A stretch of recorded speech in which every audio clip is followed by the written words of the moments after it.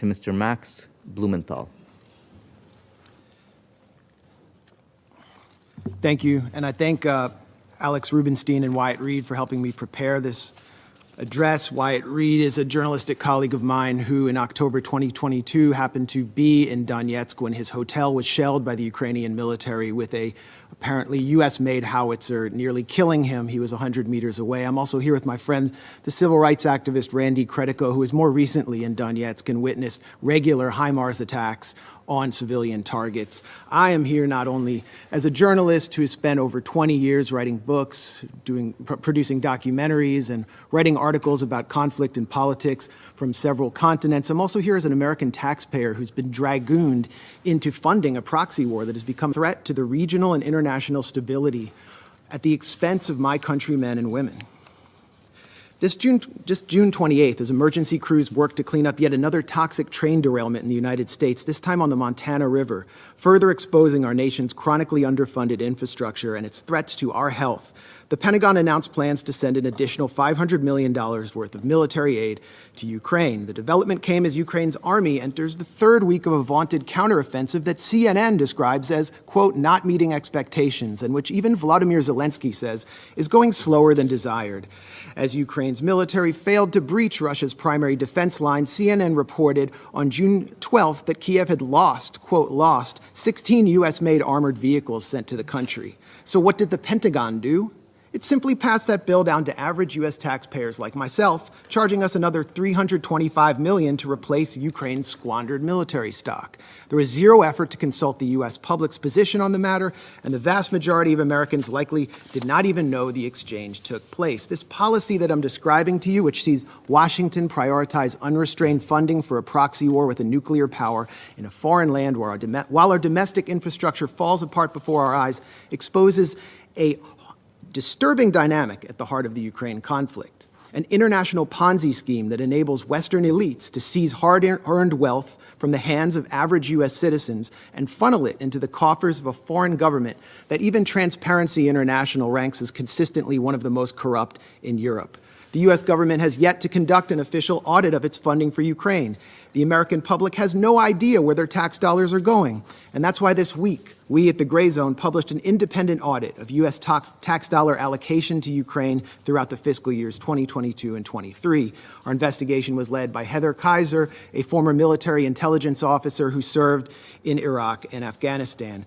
We found, among many bizarre payments, a $4.5 million payment from the U.S. Social Security Administration to the Kiev government. We found $4.5 billion worth of payments from the U.S. Agency for International Development to pay off Ukraine's sovereign debt, much of which is owned by the global investment firm BlackRock. That amounts to $30 taken from every U.S. citizen at a time when 4 in 10 Americans cannot afford a $400 emergency. We found tax dollars earmarked for Ukraine, padding the budgets of a television station in Toronto, a pro-NATO think tank in Poland, and believe it or not, even rural farmers in Kenya. We found tens of millions to private equity firms, including one in the Republic of Georgia, as well as $1 million payment to a single private entrepreneur in Kiev. Our audit also revealed the Pentagon's $4.5 million contract with a company called Atlantic Diving Supply to provide Ukraine with unspecified explosives equipment. This is a notoriously corrupt company that none other than Tom Tillis, the chairman of the Senate Armed Services Committee, previously lambasted for its, quote, history of fraud. Yet once again, Congress has failed to ensure these shady payments and massive arms deals are properly tracked. In fact, much of the military and humanitarian aid shipped to Ukraine has simply vanished. Last year, CBS News quoted the director of a pro-Zelensky nonprofit in Ukraine who reported that only 30% of aid was reaching the front lines.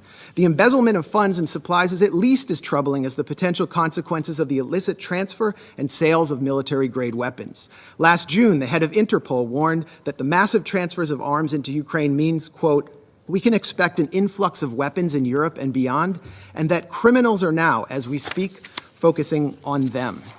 This May, a group of anti-Kremlin Russian exiles outfitted with gear supplied by the Ukrainian government was hailed by Western politicians for carrying out terrorist attacks in Russian territory using American-made Humvees. Although the group, the so-called Russian Volunteer Corps, is led by a man who calls himself the, quote, White King, and includes numerous open admirers of Adolf Hitler, described as neo-Nazis in U.S. mainstream media, the Western weaponization of this militia against Russian forces and Russian civilians has not prompted any outcry from Congress. And while the Biden administration has promised that it's keeping tabs on the weapons sent, a State Department cable leaked last December conceded that, quote, kinetic activity and active combat between Ukrainian and Russian forces create an environment in which standard verification measures are sometimes impracticable or impossible. The Biden administration not only knows that it cannot track the weapons it's shipping to Ukraine, it knows that it is escalating a proxy war against the world's largest nuclear power and daring it to respond in kind. We know this because back in 2014, and this timeline is so important, that's when NATO Secretary General Jens Stoltenberg said that the war started following a US-backed coup d'etat. President Barack Obama rejected demands from Kiev to send lethal offensive weaponry because, as the Wall Street Journal put it, he had a, quote, long-standing concern that arming Ukraine would provoke Moscow into further escalation that would drag Washington into a proxy war. When Donald Trump entered office in 2017, he attempted to hold the line on Barack Obama's policy, but was soon branded a Russian puppet by the Beltway press corps and the Democratic Party for refusing to send Raytheon's Javelin missiles to the Ukrainian military. His reluctance to send the Javelins became a central theme of his impeachment, and he predictably relented. As U.S.-made offensive weaponry began to reach the front lines of the Donbass, the collective West exploited the Minsk Accords to, quote, give Ukraine time to arm up, as the former German Chancellor Angela Merkel put it. In January 2022, the U.S. announced a $200 million arms package to Ukraine. Follow the timeline. By the 18th of February, observers from the Organization for Security and Cooperation in Europe reported a doubling in ceasefire violations, with OSCE maps showing the overwhelming majority of targeted sites on the side of pro-Russian separatists in Donetsk and Lugansk. 5 days later, Russia invaded Ukraine. And since then, the U.S. and its allies have been scurrying up the escalation ladder at every opportunity. Quote, things we couldn't give in January because it was escalatory were given in February, a former State Department official complained after meeting with Ukrainian counterparts. And things we couldn't give in February, we can in April. That has been the distinct pattern, starting with, for crying out loud, Stingers, referring to shoulder-mounted rockets. Joe Biden himself said in March 2022, the idea that we're going to send in offensive equipment and have planes and tanks, don't kid yourself. No matter what you all say, that's called World War III. Just over a year later, Biden changed his tune, backing a plan to provide F-16 fighter jets to Ukraine, and after pressuring Germany to send in the tanks he once feared would provoke World War III. It would only take 2 months from the time Ukraine received HIMARS, Lockheed-made HIMARS systems for the U.S. For the Ukrainian military to begin targeting critical infrastructure, using them to strike the Antonovsky Bridge over the Dnipro River, and again, 2 months later, in a test strike on the Kakhovka Dam to see if the Dnipro's water could be raised enough to stymie Russian crossings, as the Washington Post reported. 3 weeks ago, the Kakhovka Dam was destroyed, triggering a major environmental catastrophe that caused mass flooding and contamination of the local water supply. Ukraine, of course, blames Russia for this attack, but has produced no evidence.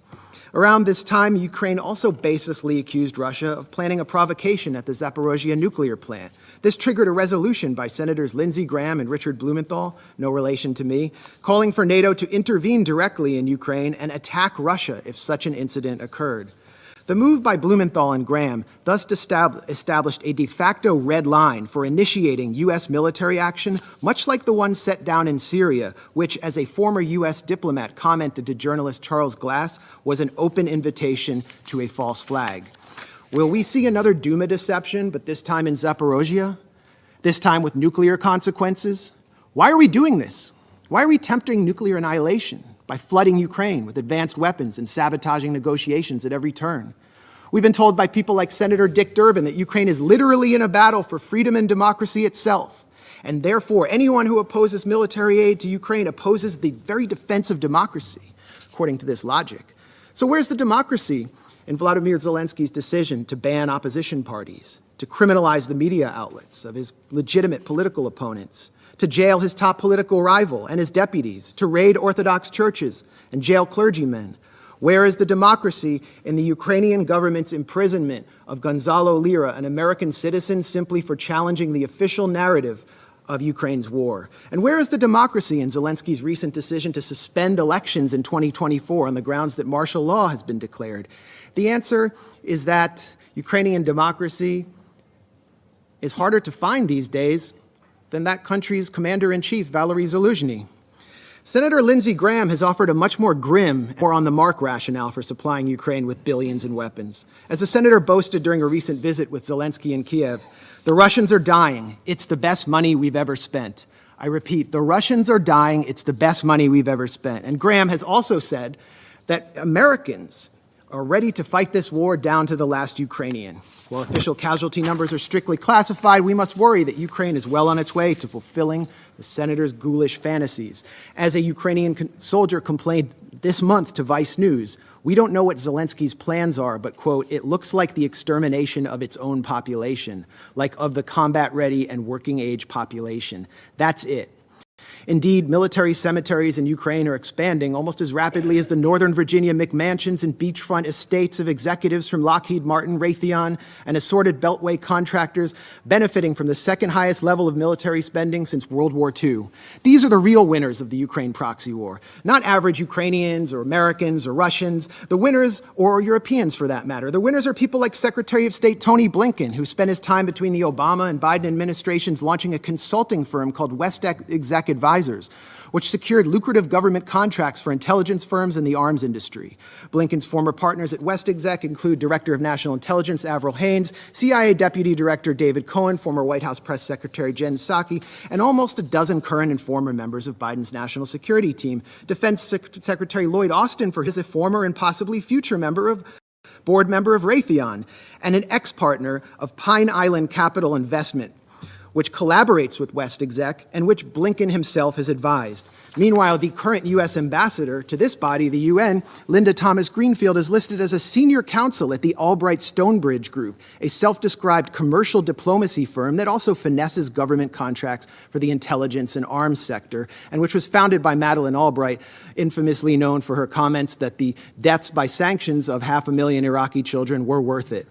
So while military-age Ukrainian men are ripped off the streets by military police and sent to the front lines, the financially and politically connected architects of this proxy war are planning to walk through the revolving door to reap unimaginable profits once their time in the Biden administration is over. For them, a negotiated settlement to this territorial dispute means an end to the cash cow of close to $150 billion in U.S. aid to Ukraine. So in closing, when the United States, my country, a permanent member of this council, has fallen under the control of a bipartisan regime which seeks to perpetuate a proxy war for as long as it takes, in the words of Joe Biden, which considers diplomacy synonymous with unilateral coercive measures to, quote, turn the ruble to rubble, as Biden pledged to do, whose leadership subverts negotiations in order to pursue profit while refusing to properly inform its own citizens what they're paying for, and pushes the sons and brothers of its supposed Ukrainian partners out onto a killing field in order to bludgeon a geopolitical rival, when both Zelensky and members of U.S. Congress are calling for preemptive strikes on Russia,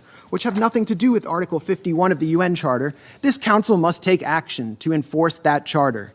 That charter is clear that the Security Council must use its authority to guarantee a pacific settlement of dispute, particularly when it threatens international security. That should not only apply to Russia and Ukraine. This council has an obligation to strictly monitor and restrain the U.S. and the illegal military formation known as NATO. Thank you.